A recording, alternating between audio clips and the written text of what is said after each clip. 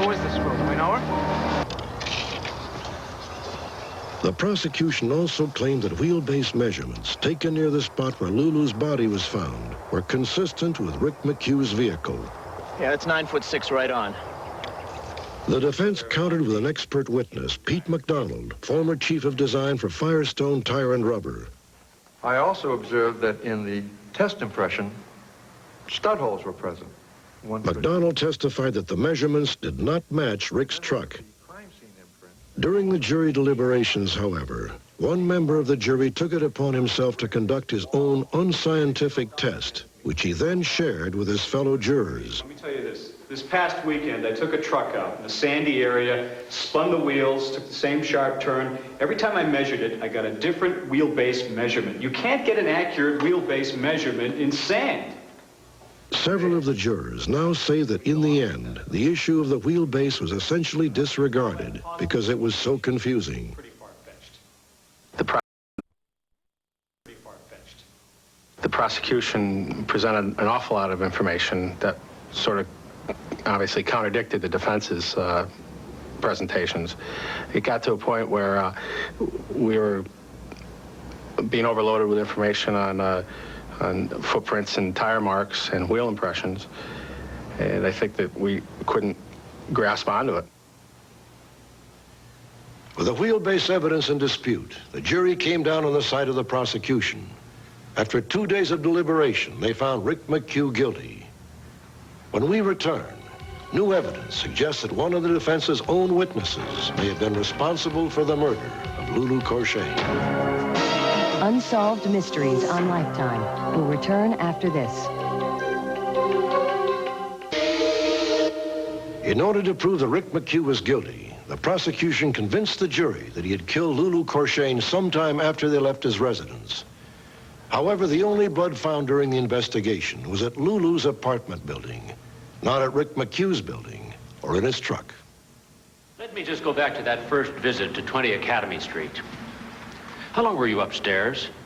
At the trial, Russell Healy, the brother of Lulu's fiancée, was called on to explain why there was blood in Lulu's apartment. Where was she shaving her legs? In the living room. And what was she using? A shaver, razor blade. Well, what were your observations about her shaving? She was cutting her legs. But did you actually see her bleeding? Yes. Oh, what leg did she cut? I really can't remember. Well, the towel that she used. Russell Healy's testimony was inconsistent with what the autopsy report reflected. It was white like that. There were no scrapes or bruises or any marks on either leg. So there was a clear indication that Lulucourchesne did not cut her legs. What did she do with the towel? There was no bleeding. She was wiping the blood. And the autopsy report clearly reflected that.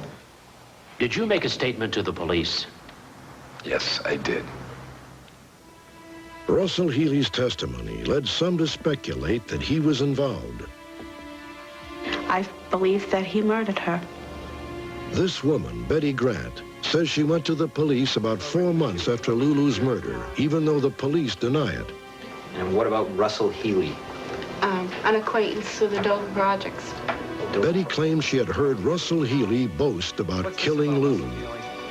One night I had spent over Karen's house, and he had said to me and Karen, well, nobody has to worry about Lulu anymore because I took care of her. Did he ever say that to you again? No. Betty says the police did nothing to follow up.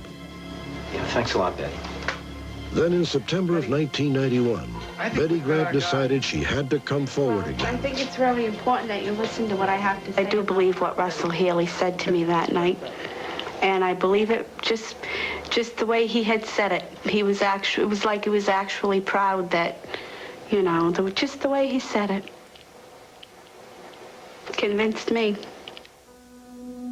Another eyewitness account also pointed to Russell Healy. Lulucourchesne's 10-year-old daughter testified that she saw a man at her mother's apartment on the morning of the murder. At 6 a.m., she was awakened by somebody in the shower. The shower stall was right next to her bedroom. She heard banging in the stall. Somebody was not too quiet, and somebody said, "Pass my pants. Give me my pants," and that voice sounded like Russell Healy. Russell Healy died of ALS, commonly known as Lou Gehrig's disease, on November 5th, 1991. Despite the allegations against him, many maintain that Healy was innocent.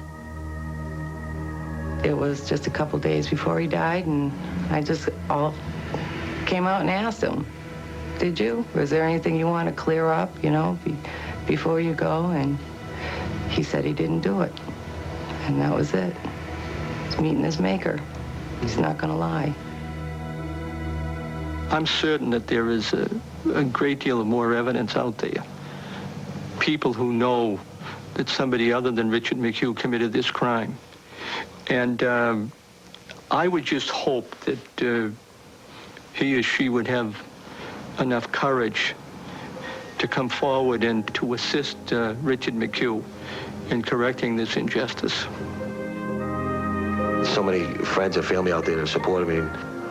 They told me, no way, they're not going to stop fighting until I'm free. And I made them a promise that I wouldn't let this get me. I wouldn't let it get me down.